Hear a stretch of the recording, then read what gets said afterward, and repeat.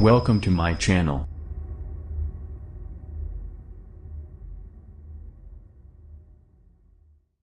As esports grow, so do their homes. To provide fans with a richer experience, developers are creating arenas that are designed for pro gaming. The rise of esports is no surprise to anyone who has followed the video game industry. They are expected to bring in more than $1 billion in global revenue this year, as millions of fans watch hundreds of events from all over. But those fans typically view the matches from home on streaming platforms like Twitch and YouTube. Only $104 million, less than 10% of the total revenue in 2019, is expected to come from merchandise and ticket sales, according to Newzoo, an esports analytics firm. For fans to spend more money, they need an environment that provides a richer experience. To accommodate that need, developers had focused on adapting smaller spaces, including nightclubs and even a 1950s office complex. Now, enormous arenas are being built with esports in mind. The $10 million esports stadium Arlington in Texas, which opened in November in the city's convention center, is the largest esports center in North America, with flexible seating, a state-of-the-art broadcast studio and an 85-foot-long LED wall. And in Philadelphia, developers are planning to build Fusion Arena, the first new United States construction to be dedicated to professional gaming, offering 3,500 seats and a training facility. One of the more popular destinations is Blizzard Arena, a small esports facility tucked inside a mid-century office building in Burbank, California, a former TV studio for shows like The Tonight Show starring Johnny Carson and Access Hollywood. The 15,000 square foot space is operated by Blizzard Entertainment for its Overwatch League. Jeff Worthy, the president of Worthy Real Estate Group, which owns the building with Stockbridge Real Estate, said soundstages were ideal locations for esports events because of their infrastructure. Esports are definitely a growing segment of the entertainment industry, said Mr. Worthy, who expects more arenas to spring up in the area. And last year, Allied Esports opened the HyperX Sports Arena, a 30,000 square foot former nightclub inside the Luxor Hotel and Casino in Las Vegas. The arena, named for a maker of headsets and other gaming accessories, hosted a League of Legends All-Star event last winter, as well as an NBA 2K League tournament in May. The next event will be an Allied Esports Rainbow Six Minor tournament in June.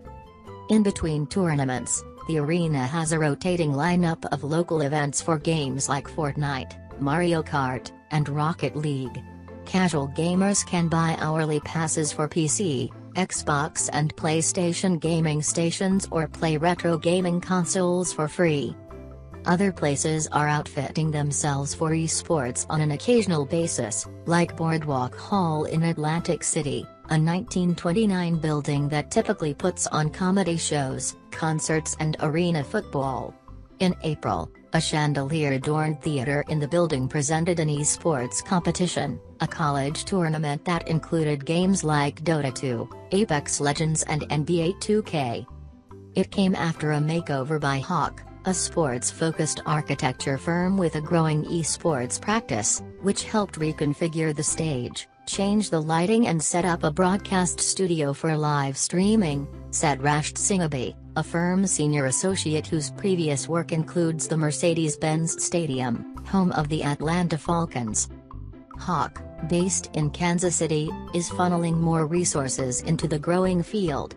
2 years ago, it had no designers working on esports. Today, it has 15, said Mr. Singabi, who added he has had commissions for 5 esports projects in the past year. Developers are now knocking on Hawk's store, including owners of empty big box stores hoping to repurpose them, Mr. Singabi said. The numbers don't lie, he added. The commitment to this ecosystem has been gigantic in the last 10 years. We don't think this is going away. But conversions and remodeling pale in comparison with the planned Fusion Arena in Philadelphia, which will be the first space built specifically for esports. The 3,500-seat, $50 million project will be the home for the Philadelphia Fusion, a 2-year-old team that competes in the Overwatch League, a franchise in which players from all over the world battle in a futuristic first-person shooter. Groundbreaking for the arena, which is being developed by the Cordish companies, is expected this summer for a planned opening in 2021. Equipped with a production studio, a training center and 3 private suites lined with bars and fridges, the 60,000-square-foot development will sit in the middle of the South Philadelphia Sports Complex, which includes the Wells Fargo Center, where the Flyers and the 76ers play. Not only will the arena project help esports cement its status in the mainstream, experts say, it's also expected to unleash a wave of similar projects. Linking the arena to an existing sports complex will make people realize this is not just about video games being played by kids, said Barry Seymour, the executive director of the Delaware Valley Regional Planning Commission, a regional advocacy group. This is a real sport. The design of the Fusion Arena breaks with that of a typical stadium. Seats will be positioned to see massive overhead screens that display the matches, said Brian Rockian, a senior principal with Populous, an architecture firm known for its football and baseball stadiums that designed the arena. Also, because tournaments can last 8 hours, fans will be able to stretch their legs in a roomier than usual concourse dotted with bar stations, food vendors and a merchandise store. Spectators will need powerful Wi-Fi connections, as they exchange play-by-play commentary with others on social media. Mr. Mrakian said the arena would be wired with cutting-edge technology courtesy of Cordish's development partner, Comcast Spectacor, a subsidiary of the media conglomerate Comcast and owner of the Wells Fargo Center. We tried to create a really dynamic cultural experience, Mr. Mrakian said. Aside from getting fans to open their wallets, creating a brick-and-mortar home for esports can draw another revenue source, marketers. Advertisers are trying to reach a ton of people that are difficult to reach otherwise, said Eric Hagstrom, who analyzes the video game industry for eMarketer, a research firm. Gamers tend to have disposable income, but they don't consume traditional media, even social media offerings like Facebook, Mr. Hagstrom said. The ad market for esports is still relatively tiny, just $178 million this year, according to eMarketer. But the rapid growth in viewers in the United States, 30 million this year, up from 26 million last year, and 43 million expected by 2022, according to eMarketer, has team and arena owners dreaming big, analysts say.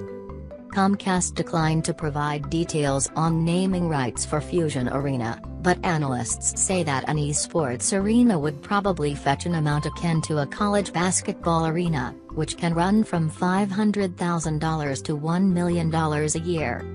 In general, esports already have big corporate backers. Sponsors of the Overwatch League include T-Mobile, Coca-Cola and Toyota. Sponsorships are a crucial revenue stream. In 2019, they are expected to total $457 million in revenue, eMarketer said. More broadly, the Fusion Arena could put North America on closer footing with the East, where esports centers are prevalent. China is already home to the first esports stadium built from the ground up, which opened in Chongqing in 2017. South Korea has long been a leader in esports, with multiple TV channels dedicated to broadcasting competitions, which are often held in large stadiums to accommodate the crowds.